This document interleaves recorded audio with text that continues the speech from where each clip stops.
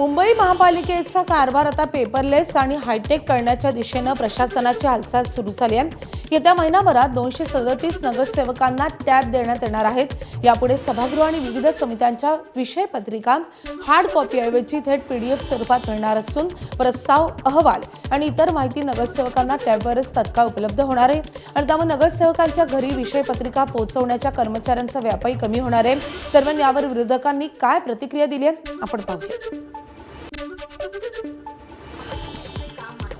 Paperless करण्यासाठी हालचाली सुरू झाल्या आहेत आणि नगरसेवकांना हायफाय टॅब वाटप देखील केले जाणार आहे अशी माहिती आहे।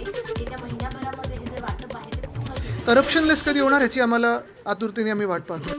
मुंबई महानगरपालिकेच्या ज्या पद्धतीने नवीन गाड्या खरेदी करत त्याच्यानंतर आता हायफाय टॅब महानगरपालिका 237 नगरसेवकांसाठी घेणार आहे। त्यामुळे मुंबईकरांच्या करामधून ज्या पद्धतीने उधळपट्टी महानगरपालिका करताना दिसून येतं, कसं पाहता याच्याकडे? आधीच आम्ही तर मागणी केली त्याची श्वेतपत्रिका काढा आणि आता त्यावरतीच्या परिस्थितीमध्ये जे टेंडर निघाले त्याच्यामुळे ऑलरेडी महानगरपालिकेची परिस्थिती तुम्हाला सुद्धा माहिती आहे। यात आमदारांना सुद्धा विचारा तुम्ही, जवळपास तुमची 1.5 लाख करोडची मला वाटतं ऑलरेडी टेंडर एक जास्तीची निघालेली आहेत। मग तुम्ही मला सांगा की बजेट तुमचं नाही आणि तुम्ही एवढ्या मोठ्या प्रमाणात त्याला जे करताय त्याच्यावरती जे करताय त्याचं काय होणार आहे? एबीपी माझा, उघडा डोळे बघा नीट।